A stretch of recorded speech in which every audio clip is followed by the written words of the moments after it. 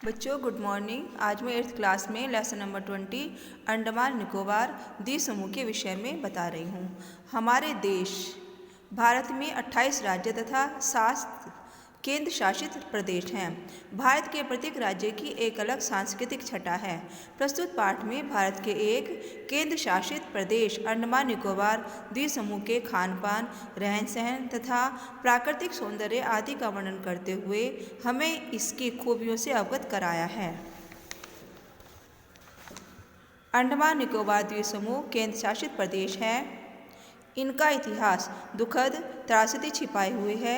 ये द्वीप कभी काला पानी नाम से मशहूर थे। यहाँ विशेष रूप से बनाई गई सेल्युलर जेल में भारत के उन स्वाधीनता सेनानियों तथा क्रांतिकारियों को रखा जाता था जो अंग्रेजी सत्ता को चुनौती देते हुए देश की आज़ादी के लिए संघर्ष करते थे। भारत के इन महान देशभक्तों को यहाँ अथाह यातनाएं दी जाती थी। कभी कभी तो उन्हें इतनी अमानुषिक यातनाएं दी जाती थी कि उनकी मौत भी हो जाती थी। आज़ादी के बाद देश प्रेमियों को अंधेरी कोठरियों में रखने वाली सेल्युलर जेल स्वाधीनता सेनानियों का स्मारक बन गई। यहाँ जेल जाने वाले महान देशभक्तों की यातनाओं और संघर्षों को दर्शाया गया है। यहाँ वीर सावरकर सरीखे क्रांतिकारियों की मूर्तियां स्थापित हैं। यह जेल आज एक भव्य स्मारक का रूप ले चुकी है। इसी के साथ काला पानी के रूप में मन में भव्य जगाने वाले अंडमान निकोबार का रूप भी बदला और आज ये प्रसन्नता से भरे हुए पर्यटन स्थल बन चुके हैं। यहाँ आकर मन प्रकृति की मुक्त छवियों का आनंद पाता है। अंडमान एक सुंदर और नैसर्गिक द्वीप समूह है जिसमें करीब 300 छोटे छोटे द्वीप हैं जो कि बंगाल की खाड़ी में स्थित हैं। ये द्वीप भिन्न भिन्न आकृतियों के रूप में हैं तथा इसी से उनके नाम भी भिन्न भिन्न रखे गए हैं। इनमें कुछ ऐसे द्वीप भी हैं जहाँ आबादी नहीं है। अंडमान निकोबार से आबादी वाले कुल 48 द्वीप हैं। निकोबार द्वीप समूह अंडमान से 121 किलोमीटर दूर है। यहाँ के आदिवासी अंडमान द्वीप के आदिवासियों से रीति रिवाज और प्रथाओं में थोड़े अलग हैं। अंडमान निकोबार द्वीप समूह असल में इन्हीं दो द्वीपों समूहों की श्रृंखला है। यहाँ इनके मूल निवासियों के साथ साथ भारत के विभिन्न इलाकों से आए निवासियों की संख्या अब तेजी से बढ़ती जा रही है। सन 1947 में विभाजन के बाद बहुत से शरणार्थियों को यहाँ बसाया गया था। वे भिन्न भिन्न भाषाओं और प्रांतों के लोग थे।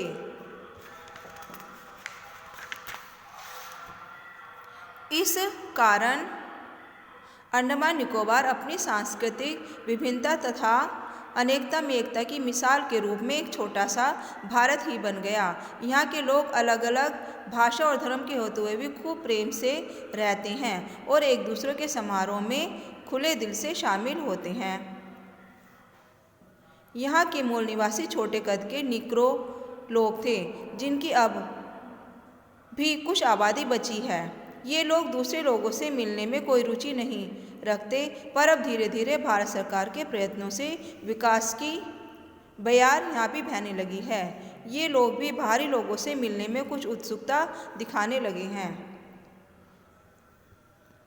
बहुत ही प्यार दुलार से इन लोगों को अपने एकांत से बाहर आने के लिए प्रेरित किया जा रहा है। इसी का नतीजा है कि अब यहाँ काफ़ी विकास हो गया है।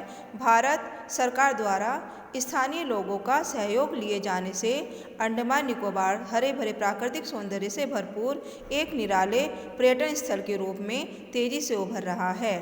प्रदेश में शिकार और मछलियाँ पकड़ना प्राचीन पेशा है।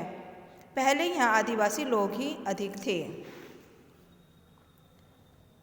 ये लोग जमीन से 1-2 मीटर ऊंची बांस की झोपड़ियों में रहते हैं।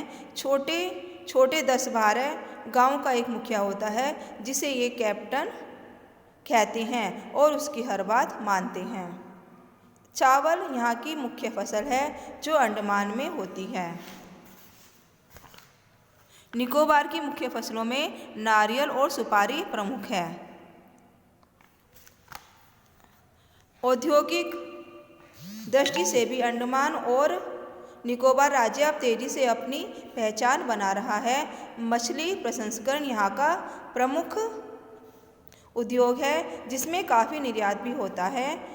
सीपी और लकड़ी पर आधारित हस्तशिल्प भी अब प्रमुख उद्योग बन चुका है। इसके अलावा पेंट, वार्निश, आटा चक्कियाँ, शीतल पेय, स्टील फर्नीचर, रेडीमेड कपड़े, लोक के दरवाजे, ग्रिल आदि भी यहाँ बनते हैं। बेकरी उत्पाद आदि से जुड़े लघु उद्योग भी यहाँ विकसित हैं।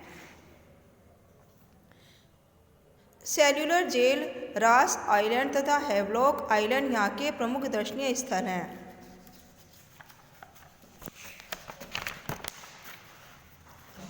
राधा नगर समुद्री तट पर दिसंबर से मई के दौरान टेंटों में आवास की सुविधा उपलब्ध कराई जाती है। यहाँ यात्रा का सबसे बड़ा समय अक्टूबर से मई के बीच है। यह ऐसा समय है जब यहाँ का मौसम खूब खुशनुमा और खिला खिला रहता है। परिवहन के लिहाज से राज्य में वायु मार्ग और जल मार्ग हैं। एक द्वीप से दूसरे द्वीप तक जाना हो तो नौकाओं का इस्तेमाल किया जाता है।